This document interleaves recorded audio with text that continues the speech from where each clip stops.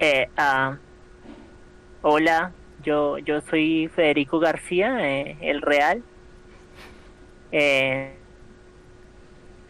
el que han estado en todos los otros videos es una persona que se hace pasar por mí, me secuestró mi canal y, y le ha mandado mensajes amenazantes a mi familia y de hecho secuestró a mi hermano, entonces no puedo hacer nada más que seguir dejando que grabe estos videos, pero pues nada, la vida es así.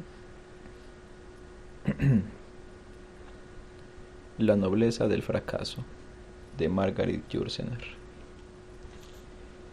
No hay necesidad de insistir sobre la reputación del gran entendido en cultura japonesa Ivan Morris, de lengua inglesa. Su obra, Vida cortesana en el antiguo Japón en tiempos del príncipe Genji, une a la exactitud de las informaciones sociológicas el más perfecto tacto literario.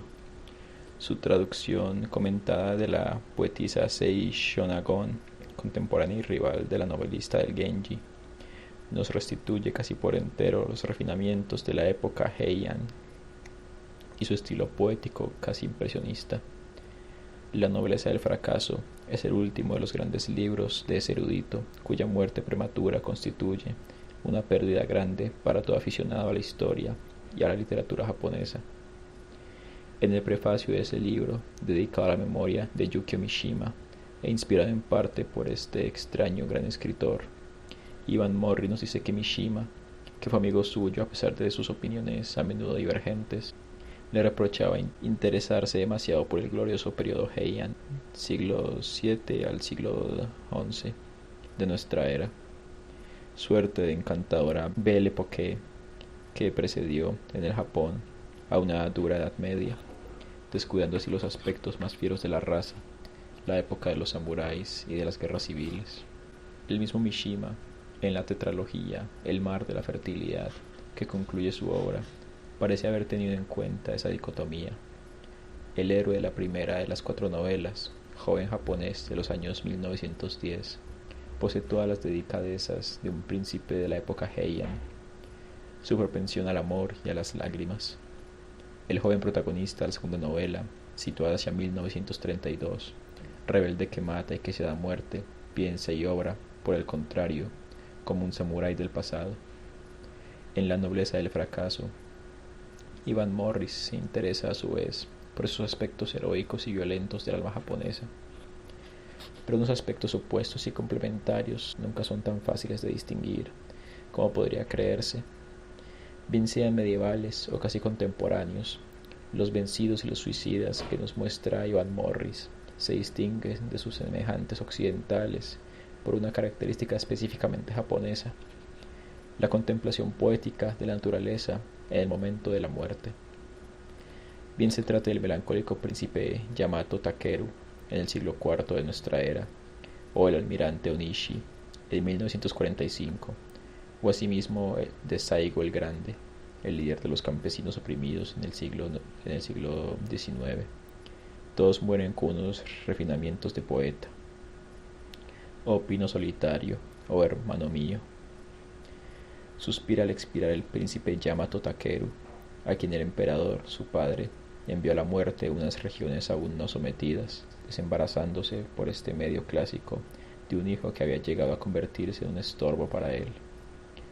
El hombre de estado Michizane, siglo X, a quien el gobierno benévolo de la época Heian se había limitado a sentenciar de exilio, pero que acabará por morir de nostalgia, igual que en la época de Luis XIV, languidecían los cortesanos excluidos de Versalles, evoca en su desamparo los árboles del jardín que había tenido que abandonar. Si el viento del oeste sopla hacia mí, oh flores del ciruelo, enviadme vuestro perfume, no olvidéis la primavera, aunque vuestro amo ya no esté ahí. En el siglo XIX, el ilustre Saigo, que iba a rajarse el vientre tras haber intentado promover en vano una revuelta de los campesinos, al ver llegar de lejos el desastre, se vuelve hacia la bien amada naturaleza.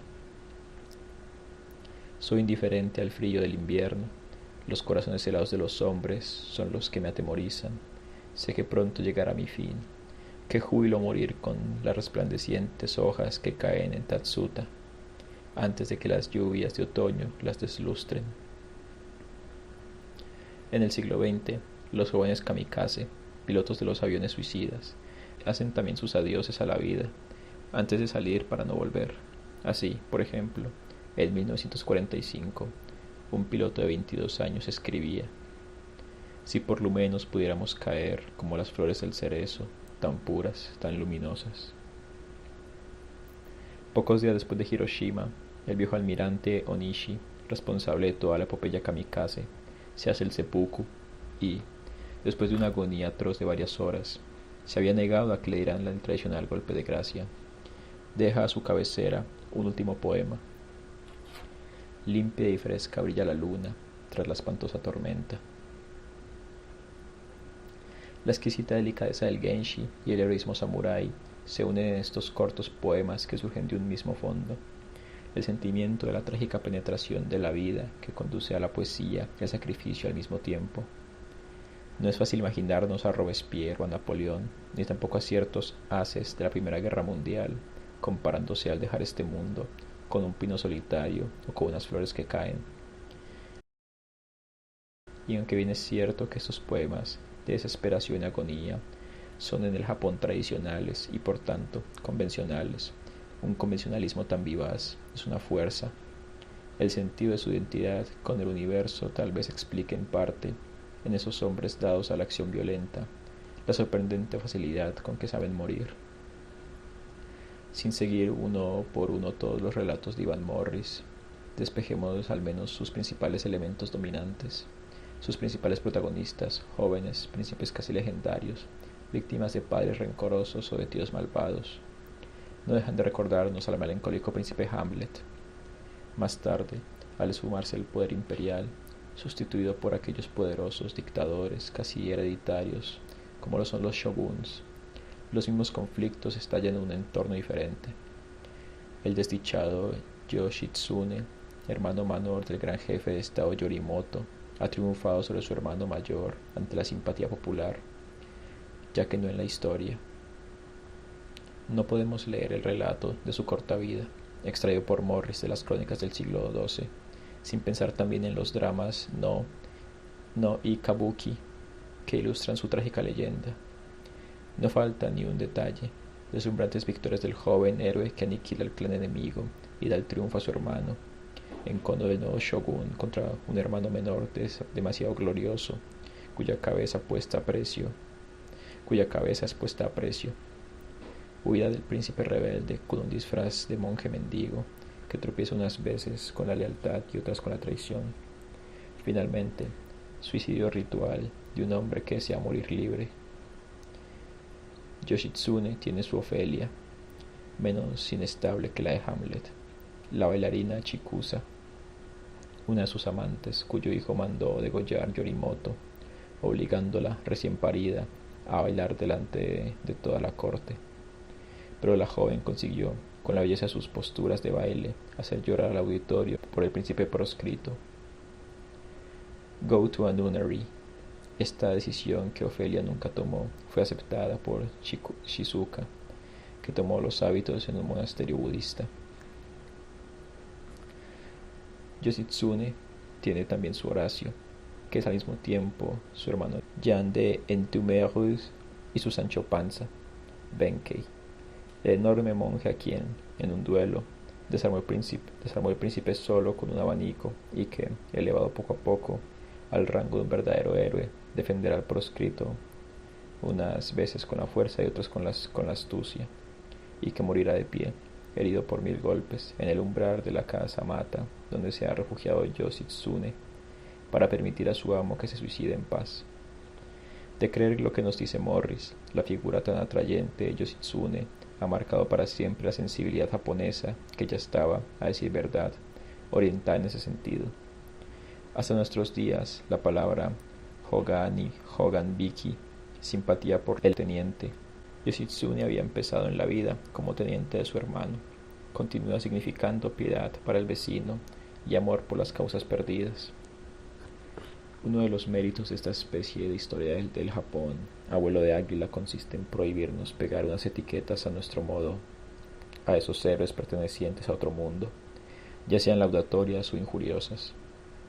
En cualquier caso, a partir del siglo XV, el héroe japonés llevado al fracaso es sobre todo un samurái, miembro de una clase militar aristocrática y pobre, vasalla de los poderosos daimyo que se pavonean en la corte de Kamakura o de Edo, mientras que el emperador, reducido a la categoría de símbolo, prosigue en Kioto su existencia de gran pontífice y de maestro de ceremonias de una civilización ya milenaria.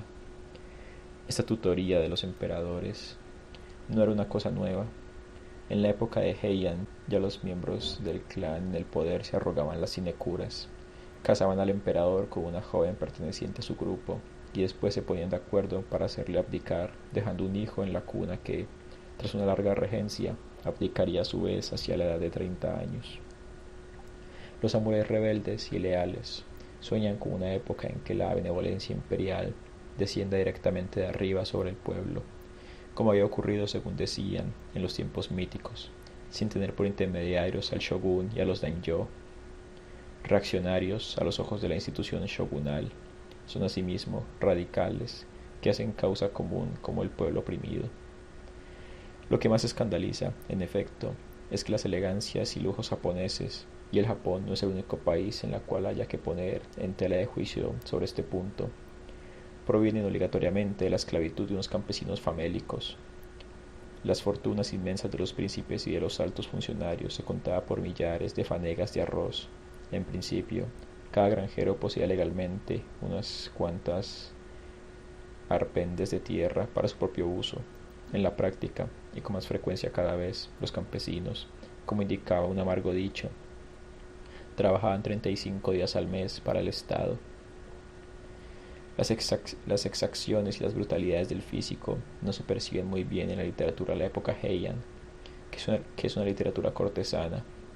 Para Murasaki y Sei Shonagon, las gentes del pueblo son criados cargadores obreros que trabajan en el recinto del palacio, o algunos rústicos vislumbrados de lejos por el camino, y, en estos dos últimos casos, no hacen sino sorprenderse ante su manera grosera de hablar y de comer.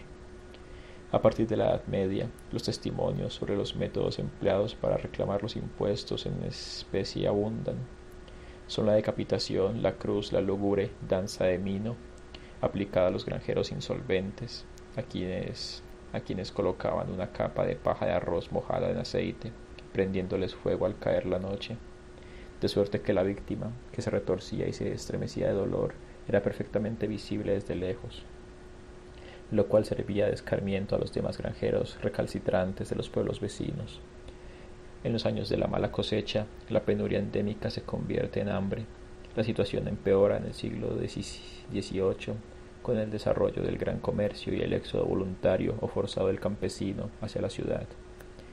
Esa situación perdurará hasta finales del shogunado, en 1868, y en una forma algo distinta a como de las civilizaciones industriales hasta en pleno siglo XX. En 1933, el héroe de una novela ya mencionada de Mishima, Isao, inicia un golpe terrorista contra los miembros de las instituciones industriales que, según él, hacen de pantalla entre el venerado emperador y la miseria del pueblo. Este fascista fanático que mata con sus propias manos a un financiero millonario, crimen que no suelen cometer los fascistas occidentales, lo hace motivado por la crisis económica de los años 30, la inflación, la importación de arroz extranjero que arruina a los pequeños granjeros, las lamentables y triviales historias de muchachas hijas de granjero a quienes vendían en los burdeles de la ciudad, y de jóvenes soldados enviados a Manchuria, dichosos de morir para así librar a su familia de una boca inútil. En presencia de tan constantes abusos, no es de extrañar que unos samuráis evocados por Morris tomaran por divisa salvar al pueblo. Todos acabaron en heroicos fracasos. El más fuera de lo común tal vez fuera Amagusa Shiro, joven samurái de 16 años convertido al cristianismo, quien, en 1637, alzó el estandarte de la revuelta ornado con un símbolo eucarístico y se puso a la cabeza de 40.000 campesinos insurrectos. Perseguido por las tropas del shogun, acabó encerrándose junto con unos 12.000 guerreros, todos cristianos como él, en la antigua fortaleza de Hara, en el extremo sur del Japón. Allí resistieron varios meses antes de que los mataran a todos sin dejar ni uno solo. Fue el fin de la aventura cristiana en el país del sol naciente, y los campesinos vencidos pagaron muy caro aquella aventura.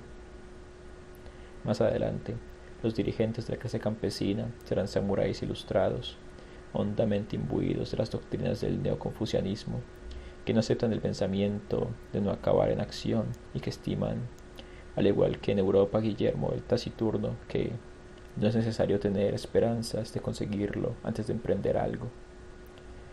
Oshio Eiyashiro, que había vendido los 50.000 volúmenes de su biblioteca para socorrer a los hambrientos, acabó por ponerse, en 1837, a la cabeza de un motín e incendió los almacenes de los negociantes de Osaka, a quienes consideraba, y con razón, explotadoras del pueblo. Después de que una atroz represión diezmara a sus partidarios, se suicidó e indujo a su hijo a suicidarse también. 20 años más tarde, el shogun se derrumbaba a consecuencia de la apertura del Japón por el Comodoro Perry, y los leales restablecían al emperador, quien dejó Kioto por Tokio, pero la miseria de los campesinos no se vio por ello aliviada. El enorme Saigo el Grande, personaje digno de Tolstoy, relegado por causa de rebelión a una isla malsana, se apresuró a luchar allí contra las condiciones de trabajo en las explotaciones de caña de azúcar, y llegó a formar parte durante algún tiempo del nuevo gobierno del emperador Meiji, pero dimitió al darse cuenta de que solo los hombres y no las costumbres habían cambiado. En 1877, al dejar su exilio voluntario de campesino ilustrado, aquel gigante que caminaba descalzo hasta el palacio y se había negado a cobrar los honorarios que le correspondían porque no los necesitaba para vivir, se rebeló contra la corrupción del régimen que él mismo había contribuido a establecer. Su ejército de 25.000 hombres fue derrotado por las tropas regulares y él se hizo el seppuku, siguiendo el ejemplo de Oshio, hombre de derechas. Exclaman algunos que ven en él a uno de los soportes de la restauración antishogunal, que dio como emblema a su grupo el imperial crisantemo. Hombre de izquierdas, dicen aquellos que nos lo muestran, dispuesto a matar a los policías de Tokio, y tratando a sus antiguos colegas de criminales, los peores de la tierra. De hecho, ni una cosa ni otra y ambas a la vez. Al igual que la de Oshio, su rebelión es ante todo de orden filosófico y moral. Reverenciada al cielo, amada a la humanidad, decía, y la humanidad para él eran los pobres. La civilización es la guardiana de la justicia. Muchos idealistas huecos han lanzado consignas análogas. Oshio y Saigo las afirmaron con su sangre.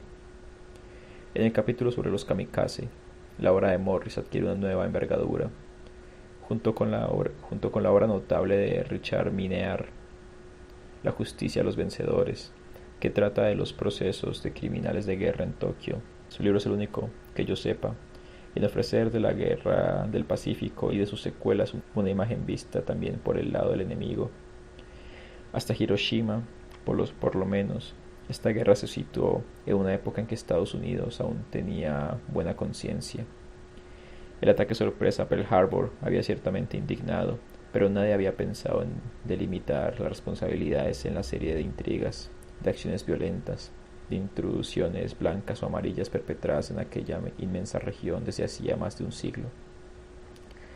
Las sevicias padecidas por los prisioneros en los campos japoneses horrorizaban con razón a la gente, pero nadie sabía que el estado de prisionero era tradicionalmente deshonroso en el Japón, en donde todo hombre hubiera preferido la muerte, lo que explicaba, sin por ello absolverlo, el brutal tratamiento de los cautivos enemigos. La bravura de los marines era glorificada, como merecía hacerlo, pero tuvo que publicarse el libro de Morris para que un gran número de lectores y yanquis se enterasen de los excesos de heroísmo que, en su derrota, había prodigado un ejército acostumbrado a vencer y los súbditos de un país que jamás hasta entonces había sido invadido. Los suicidios en masa, desde las islas Auletianas hasta Guadalcanal, no fueron en ninguna parte tan espectaculares como los de Saipán, en donde 3.000 hombres armados con bayonetas se lanzaron contra la artillería enemiga, llevando cogidos del brazo a sus camaradas heridos, vendados, recién salidos del hospital para participar en aquel lúgubre asalto. Los soldados rodeados, antes que rendirse, se arrodillaban por filas, para que los decapitasen sus oficiales, quienes, a su vez, se hacían el seppuku. Familias enteras se precipitaron desde lo alto de las rocas, de suerte que 1 millar de seres humanos, todo lo más, entre los cuales un puñado de soldados, sobrevivieron a las 32.000 personas que, 3 días atrás, vivían en la isla. Sobre ese fondo de información incompleta se dibujó para el americano medio la epopeya kamikaze. Se hacía hincapié, sobre todo, en su absurdez. Hay que seguir en el libro de Morris la aventura de aquellos millares de jóvenes voluntarios, estudiantes en su mayoría y de los cuales todo lo más 1 docena conocieron la vergüenza de sobrevivir, debido a una casualidad o alguna contraorden inesperada. Lo que más nos fascina de la aventura kamikaze, a pesar y quizá a causa de su total ineficiencia, es esa elección prevista y calculada de la muerte. Solo unas cuantas y pequeñas unidades americanas fueron hundidas por los aviones suicidas. Los poderosos acorazados apenas si se vieron deteriorados y, en el peor de los casos, cuando así ocurría, los reparaban en pocos días. Una vez pasada la alarma, los marines lavaban con muchos cubos de agua la cubierta en donde las flores puras de los cerezos se habían estrellado, convirtiéndose en una papilla sanguinolenta. A veces la bomba no estallaba, o el avión abatido por tiro escalonado explotaba a pocos metros del barco al que apuntaba. Adelante en la derrota, siempre adelante. El antiguo espíritu samurái dio ahí sus últimas llamaradas. Al menos hasta nuestros días, ya que sería imprudente hacer conjeturas de lo que pasará pasado mañana, ya que no mañana. Que ese fuego ha seguido ardiendo bajo las cenizas, no nos lo prueba el suicidio admonitorio y censurador de Mishima, igualmente previsto y calculado en sus más mínimos detalles, y aquel otro, más reciente, de un joven actor cuyo nombre no recuerdo y que, adoptando una técnica kamikaze, cogió un avión y fue a estrellarse en el tejado de la vivienda de un conocido personaje comprometido en uno de los escándalos Lothead. Y bien es cierto que, en presencia de esos millares de jóvenes muertos por una causa perdida, uno no puede por menos de preguntarse si no hubieran servido mejor a su país permaneciendo con vida, para así evitarle al Japón ese periodo de fácil aceptación del yugo extranjero que tan pronto sustituyó al frenesí guerrero, así como el imperialismo industrial, tan ávido y corto de vista como el de los estrategas, con sus secuelas de contaminación que están ensuciando, acaso para siempre, un país para el cual la noción de pureza y de sagrado en la naturaleza había sido, hasta el momento, esencial. Podemos plantearnos la pregunta: ¿los héroes violentos no son siempre los héroes de la paz?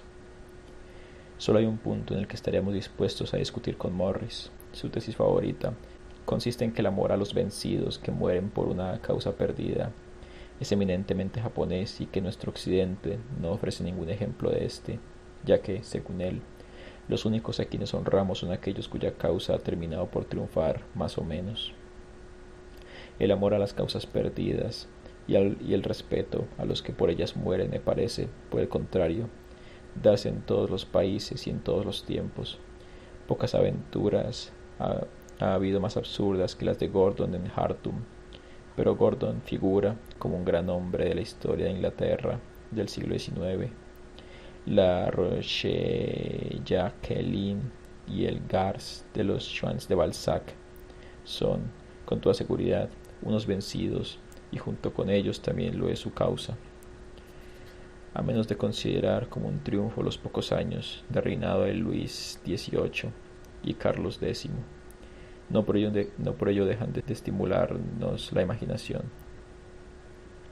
Lo mismo pasa con los girondinos y los guillotinados del 9 Terminador, cuyas miras políticas no podemos decir que hayan triunfado, pero que cuentan entre los grandes mitos humanos de la Revolución. Y si Napoleón fue un tema muy querido para los poetas del siglo XIX, se debe probablemente más a Waterloo y a Santa Elena que a Wagram. Yo puse en boca de un emperador romano cuya historia evocaba que llega un momento en que la vida de todo hombre es una derrota aceptada. Todos lo sabemos, y es lo que precisamente nos hace apreciar a los que la eligieron conscientemente y, en ocasiones, la asumieron enseguida. Hay un resquicio de simpatía por el teniente en el corazón de todos nosotros. Fin. 1980. Definitivamente, lo único que los japoneses aman más que matar a otras personas es matarse a sí mismos. Voy a dejar eso en el audiolibro.